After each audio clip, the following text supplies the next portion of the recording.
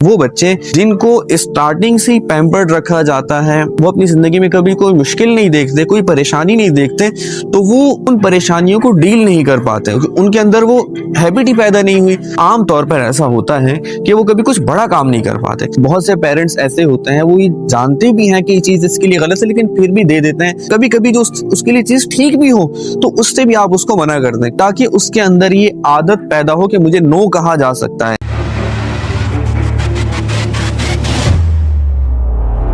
ماہرین جو ہیں بہت سی وجوہات بتاتے ہیں کہ جو بچے ہوتے ہیں، ٹین ایجرز ہوتے ہیں، ان کو غصہ اتنا زیادہ کیوں آتا ہے۔ اس میں بہت سے ماہرین ہیں، وہ یہ بتاتے ہیں کہ وہ بچے جن کی بچپن میں ہر خواہش پوری کی جاتی ہے، ہر ضد پوری کی جاتی ہے، جو وہ مانگتے ہیں ان کو لا کے دیا جاتا ہے، تو اس سے ان کے اندر جو غصے کا ایلیمنٹ ہے وہ بڑھ جاتا ہے۔ آپ کے ذہن میں سوال آ سکتا ہے کہ اس سے غصہ کیسے بڑھے گا، ہم اس کی ہر خواہش تو پوری کر رہے ہیں۔ تو یہی ایک وجہ بنتی ہے اس انسان کے اندر غصہ پیدا ہونے کی۔ کیسے؟ جب ایک انسان ہے، اس کی بچپن میں ہر خواہش، ہر ضد پوری کی جا رہی ہے، جو وہ مانگتا ہے، جو وہ کہتا ہے ویسا ہو جاتا ہے، تو ہمیشہ زندگی ایسی نہیں رہتی، ہمیشہ وہ بچہ نہیں رہتا، وہ آہستہ آہستہ بڑا ہوتا رہتا ہے۔ لیکن اس کے اندر یہ عادت پیدا ہو جاتی ہے کہ جو میں کہتا ہوں ویسا ہو جاتا ہے، جس چیز کی میں خواہش ظاہر کرتا ہوں وہ پوری ہو جاتی ہے۔ تو ایک وقت اس کی زندگی میں ایسا آتا ہے کہ حالات بدل جاتے ہیں، پھر وہ سب چیزیں ویسی نہیں رہتی اور اس کی خواہشات اور اس کی ضد اس طرح پوری نہیں ہو پا رہی ہوتی، کیونکہ اس کے ذہن کے اندر بچپن سے وہ چیزیں بیٹھ چکی ہوتی ہیں، تو اب بھی وہ انہی چیزوں کو ایکسپیکٹ کر رہا ہوتا ہے اور وہ انہی چیزوں کا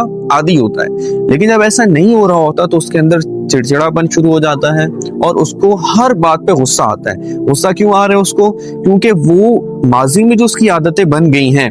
اب ویسا نہیں ہو رہا، تو یہ چیز اس کو ایگریسو بنا رہی ہے اور یہ چیز اس کے اندر غصہ پیدا کر رہی ہے۔ تو اگر آپ بچے کو صحیح ٹریک پہ لے کر چلنا چاہتے ہیں اور آپ یہ چاہتے ہیں اس کے اندر اتنا زیادہ غصہ نہ ہو، اتنی زیادہ ضد نہ ہو، اتنا ایگریسو نہ ہو، تو آپ کو کچھ چیزیں کرنی ہوگی۔ بچہ ہمیشہ کسی نہ کسی چیز کی خواہش کرتا رہتا ہے، کسی نہ کسی چیز کی ضد کرتا رہتا ہے، اور بہت سے پیرنٹس ایسے ہوتے ہیں، وہ یہ جانتے بھی ہیں کہ یہ چیز اس کے لیے غلط ہے لیکن پھر بھی دے دیتے ہیں، کیونکہ شاید ان کو ایسا لگتا ہے کہ ہم اپنے بچے سے بہت محبت کرتے ہیں اور ہم اس کی ہر خواہش پوری کرنا چاہتے ہیں، ہم اس کی کوئی بھی خواہش ادھوری نہیں چھوڑ سکتے۔ تو اس سے نقصان یہ ہوتا ہے کہ وہی جو میں نے ابھی آپ کو پہلے بتایا، تو آپ نے کرنا کیا ہے، اس بچے کا بہت خیال رکھیں، ہر چیز سے اس کو پروٹیکٹ کریں، لیکن بہت سی چیزیں جو اس کے لیے فائدے مند نہیں ہیں اس کو نہ لے کر دیں، اس کی ہر خواہش پوری نہ کریں، اور کبھی کبھی جو اس کے لیے چیز ٹھیک بھی ہو تو اس سے بھی آپ اس کو منع کر دیں۔ کیوں؟ تاکہ اس کے اندر یہ عادت پیدا ہو کہ مجھے نو کہا جا سکتا ہے۔ اگر اس کے اندر یہ عادت پیدا نہیں ہوگی کہ مجھے نو کہا جا سکتا ہے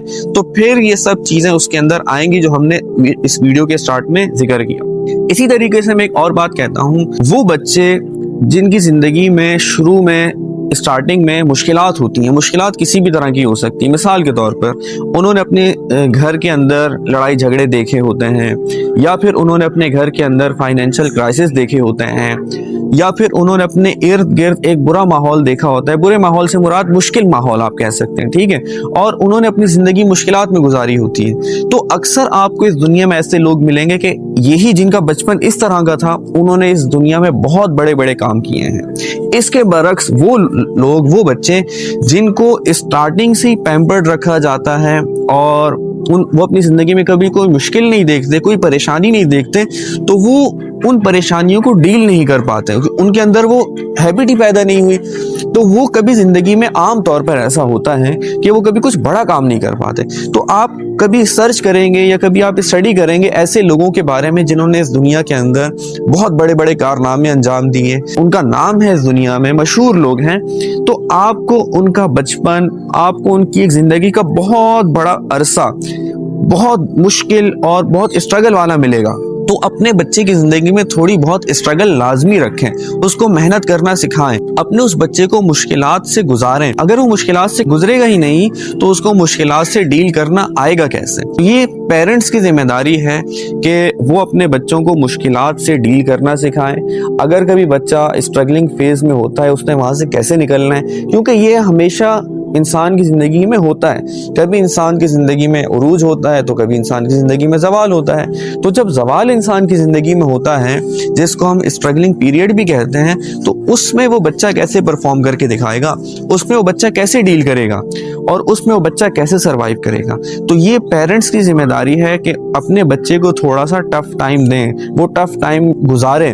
اور بچپن سے اس کو اس چیز کی عادت ہو, تو جب اس کی زندگی میں کوئی مشکل آئے گی تو مشکل اس کو اتنی بڑی نہیں لگے گی. اگر آپ اس بچے کو کمپیئر کرو جس کی زندگی میں مشکلات ہیں اور اس نے دیکھی ہیں, تو ایسا بچہ جس نے نہیں دیکھی ہیں, ہم جب کمپیریزن کرتے ہیں تو ڈیفینیٹلی یہ کامن سی بات ہے, وہ بچہ جس نے زندگی میں مشکلات دیکھی ہیں, اسٹرگل کی ہیں, اس کی زندگی اور اس کی زندگی میں زمین آسمان کا فرق ہوتا ہے. اسی طریقے سے وہ لڑکیاں جنہوں نے اپنی گھر کے اندر بچپن سے لے کے اپنے شادی کے عرصے تک مشکلات دیکھی ہوتی ہیں, فائنینشیل کرائسس دیکھے ہوتے ہیں, لڑائی جھگڑے دیکھے ہوتے ہیں, پریشانیاں دیکھی ہوتی ہیں, بہت سے مسائل دیکھے ہوتے ہیں, تو یہ لڑکیاں جب شادی کر کے دوسرے گھر میں جاتی ہیں, ان کے گھر آسانی سے بس جاتے ہیں. کیوں؟ کیونکہ اگر سسرال میں کوئی تھوڑی بہت اونچ نیچ بھی ہوتی ہے تو یہ بہت آسانی سے سروائیو کر جاتی ہیں, کیونکہ یہ بہت کچھ دیکھ کے آ چکی ہوتی ہیں. لیکن دوسری طرف وہ لڑکیاں جن کی ہر خواہش پوری کی جا رہی ہوتی ہے اور انہوں نے کبھی کوئی زندگی میں کوئی پریشانی, مشکل, ٹینشن دیکھی نہیں ہوتی اپنی گھر میں,